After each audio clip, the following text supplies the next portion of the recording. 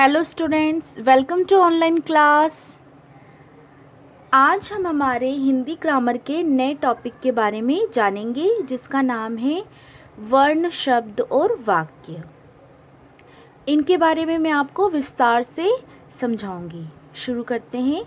अगर कोई व्यक्ति अपने विचार प्रकट करने के लिए मुंह से कुछ सार्थक ध्वनियाँ निकालता है तो इसी सार्थक ध्वनि समूह को भाषा कहते हैं। जैसे आप और मैं, अगर जो भी हमारे मन में विचार आ रहे हैं तो हम अपने मुंह से कुछ ध्वनियाँ निकालते हैं जो कि क्या होती है, सार्थक होती है। सार्थक का मतलब होता है जिसका कोई अर्थ होता है।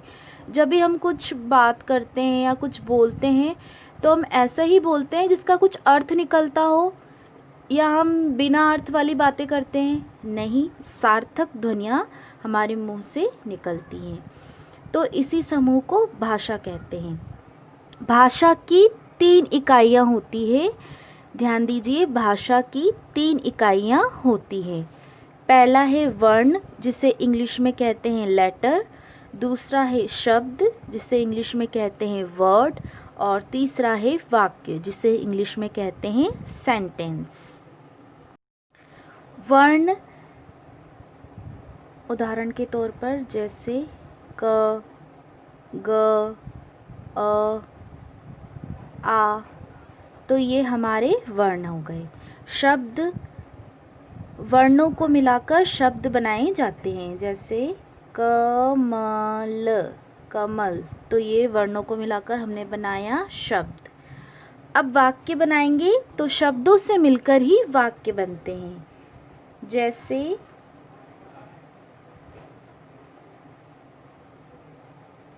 श्याम पढ़ रहा है, तो ये शब्दों को मिलकर हमारा तैयार हुआ वाक्य। वर्णों से बनते हैं शब्द और शब्दों से बनते हैं वाक्य। इनके बारे में अब हम विस्तार से जानेंगे। वर्ण, जिसे इंग्लिश में कहा जाता है लेटर। वर्ण किसे कहते हैं? भाषा की सबसे छोटी इकाई को वर्ण कहते हैं। इसके टुकड़े नहीं किए जा सकते हैं। जैसे आम की ध्वनि है आम। मैंने अपने लास्ट वीडियो में जो वर्णमाला टॉपिक था उसमें मैंने समझाया है कि जब भी हम व्यंजन का उच्चारण करते हैं, कोई भी व्यंजन हो, तो उच्चारण करने पर जो आखिरी ध्वनि होती है वो स्वर की ही आती है। म, क, ख, तो आखिरी में जो ध्वनि आएगी वो किसी स्वर की ही होगी। तो हमने पढ़ा आम, आम, तो इनके टुकड़े नहीं किए जा सकते हैं। अब जैसे पढ़ेंगे लड़का, तो इसकी ध्वनि आएगी लड़का, लड़का। लास्ट में आखिरी ध्वनि आई किसी स्वर की। तो भाषा की जो सबसे छोटी इकाई है उसे वर्ण कहते हैं और वर्ण के टुकड़े नहीं किए जा सकते हैं। अब हम जानेंगे वर्णों के भाग के बारे में। तो वर्ण के 2 भाग हैं, स्वर और व्यंजन। वर्ण के 2 भाग हैं, स्वर और व्यंजन। शब्द, जिसे इंग्लिश में कहते हैं वर्ड। शब्द किसे कहते हैं अब ये जानेंगे। 2 या 2 से अधिक वर्णों का मेल जिसका कोई अर्थ निकलता हो शब्द कहलाता है। 2 या 2 से अधिक वर्णों का मेल जिसका कोई अर्थ निकलता हो शब्द कहलाता है। वर्णों का सही स्थान पर प्रयोग करने से ही सही शब्द बनता है। सरल भाषा में वर्णों के सार्थक समूह को शब्द कहते हैं। जैसे अभी मैंने बताया, सार्थक का मतलब होता है जिसका कोई अर्थ निकलता हो। जैसे कमल से बने सही शब्द कमल और कलम, तो इनका कोई अर्थ निकल रहा है, तो ये हुए कमल और कलम। अब जैसे देखो गडर, गडर क्या होता है? गडर का कोई अर्थ निकलता है क्या? नहीं, गलत है ये। इसको अगर सही क्रम में जमाएंगे तो ये बन जाएगा डगर, डगर। अब जैसे यहाँ देखिए आप वन अप, वन अप का तो कोई अर्थ ही नहीं होता है, तो ये भी गलत है।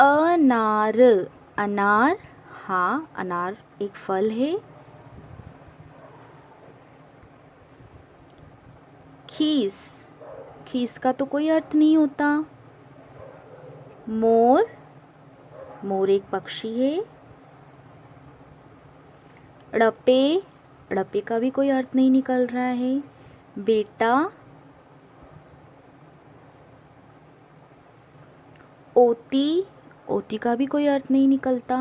रोटी, नमासा, इसका भी कोई अर्थ नहीं निकलता है।